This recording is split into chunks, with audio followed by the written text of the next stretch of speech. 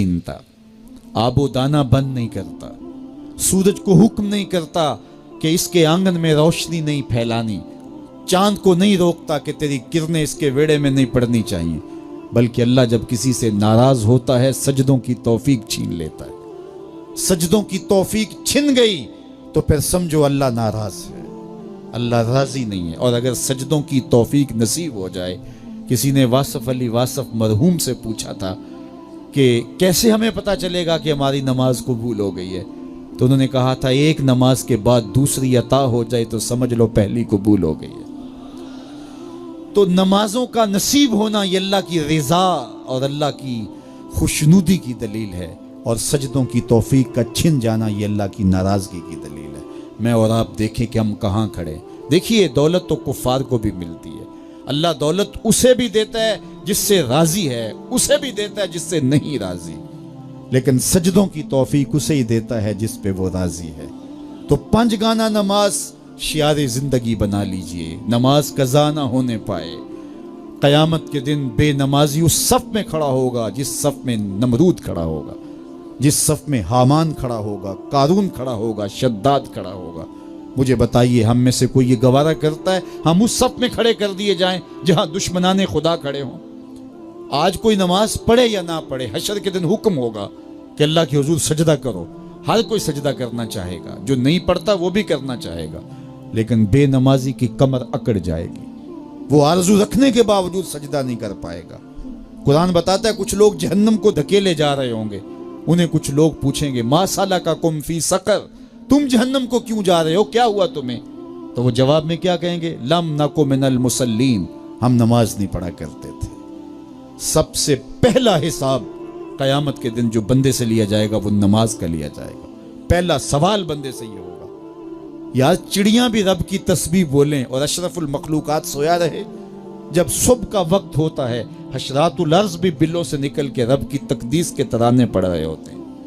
दरख्तों की शाखों पे चिड़ियां परिंदे वो भी अल्लाह की तकदीस के तराने पड़ रहे होते हैं। हशरातुल अर्ज़ भी उसकी तकदीस के गीत गा रहे होते हैं और अशरफुल मखलूकात खराटे ले रहा हो। इससे बड़ी बदनसीबी क्या हो सकती है?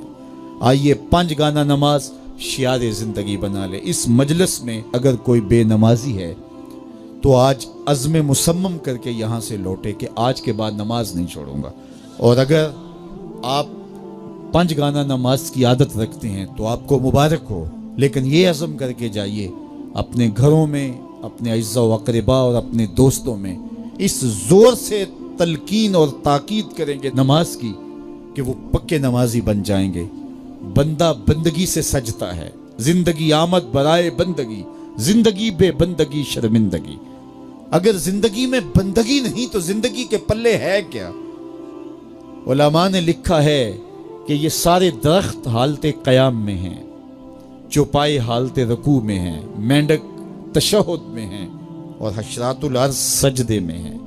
और इंसान अशरफुल मखलूकात है, इसकी इबादत में दरख्तों का क़याम भी रखा गया और रुकू भी रखे गए और सजदे भी रखे गए और कादे भी रखे गए, इसलिए ताकि इसकी इबादत तमाम मखलूकात की इबादत की जामे बन जाए। लेकिन ये इसके बावजूद अल्लाह के हुजूर सजदा रेज होना पसंद न करे तो बताइए कैसे रहमतें इसके ऊपर उतरेंगी? खुश नसीब तो वो हैं जो पंज गाना नमाज अदा करने के बाद तहज्जुद भी कज़ा नहीं होने देते, सजदों से अल्लाह के हुजूर हाज़िरी पेश करते हैं। सबसे ज़्यादा बंदा अल्लाह के उस वक्त करीब होता है जब सजदे में सर रखा हुआ होता है। इंसान के अशरफ आज़ा उसके सर में है, बोलने की कुव्वत ज़ुबान सर में, देखने की कुव्वत आंखें सर में, सूंघने की कुव्वत नाक सर में, चखने की कुव्वत ज़ुबान सर में, सुनने की कुव्वत कान सर में, सोचने की कुव्वत दिमाग सर में, और सर मालिक के दर पे। नाक भी रगड़ रहा है, पेशानी भी रगड़ रहा है और जुबान से क्या कह रहा है? सुबहान रब्बियल आला, मालिक मुझसे नीचे कोई नहीं, तेरे से बाला कोई नहीं। इंसान को बंदगी का ज़ौक़ जब नसीब हो जाता है, जब उसके हुजूर बंदा झुकने लग जाता है तो फिर वो किसी के आगे नहीं झुकता। वो एक सजदा जिसे तू गरां समझता है, हजार सजदे से आदमी को देता है नजात। हज़रत मुआविया रज़ी अल्लाह ताला अन्हु की मरवियात से है कि کہ اللہ تعالیٰ جل شانہ جس کی بہتری کا ارادہ کرتا ہے اس کو دین میں سمجھ عطا کر دیتا ہے، اس کو دین میں فقاہت نصیب کر دیتا ہے۔ دولت کا کثرت سے مل جانا یا نہ ملنا یہ کوئی بات نہیں ہے۔ دولت اللہ انہیں بھی دیتا ہے جن پہ راضی ہوتا ہے، اور انہیں بھی دیتا ہے جن پہ ناراض ہوتا ہے۔ قارون کو دولت دی، فرعون کو دولت دی، بادشاہت بھی دی، حامان ہے، شداد ہے، شدید ہے، کتنے کتنے دولت مند اور تخت و تاج کے مالک گزرے، اللہ ان پہ راضی نہیں تھا، لیکن ان کو بھی دولت دی جن پہ راضی تھا۔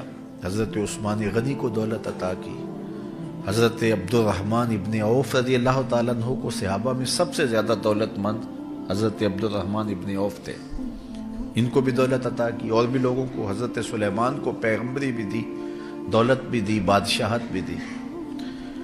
تو دولت وہ اسے بھی دیتا ہے جس پہ راضی ہوتا ہے، اور دولت اسے بھی دیتا ہے جس سے راضی نہیں بھی ہوتا، لیکن فقاہت فی الدین، دین کی سمجھ صرف اسے دیتا ہے جس پہ راضی ہوتا ہے۔ تو جس کو دین کا فہم دے دیا گیا، دین کی سمجھ دے دی گئی، اللہ تعالیٰ اس پہ راضی ہے۔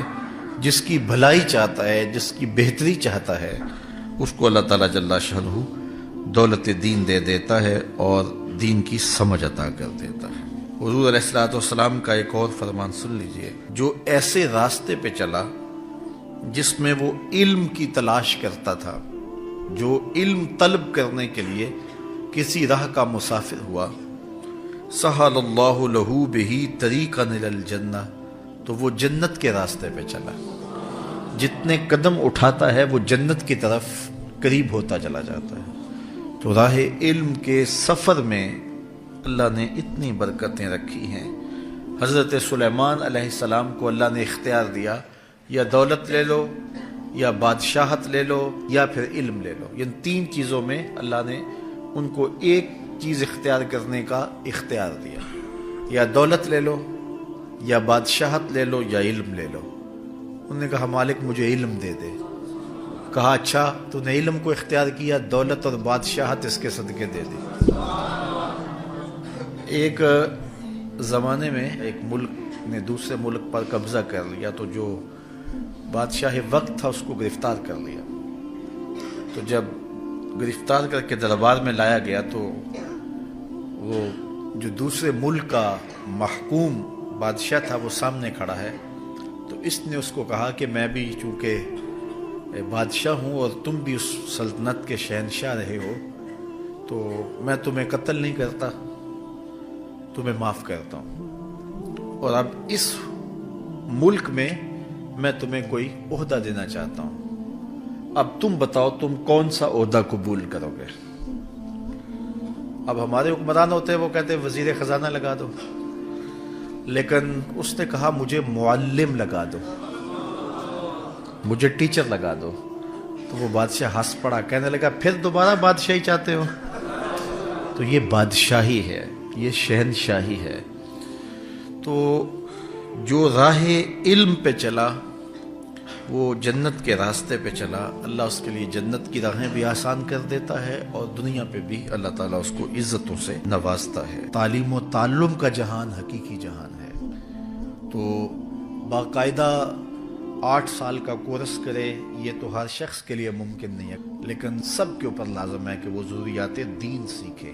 ان میں نماز، روزہ، حج، زکوٰۃ، اگر کاروبار کرتا ہے تو کاروبار کے مسائل، اسی طرح جو ہے وہ کفر، اسلام، بنیادی عقائد، یہ وہ چیزیں ہیں جو ہر ایک شخص کے اوپر جو ہے وہ سیکھنی واجب ہیں اور ضروری ہیں۔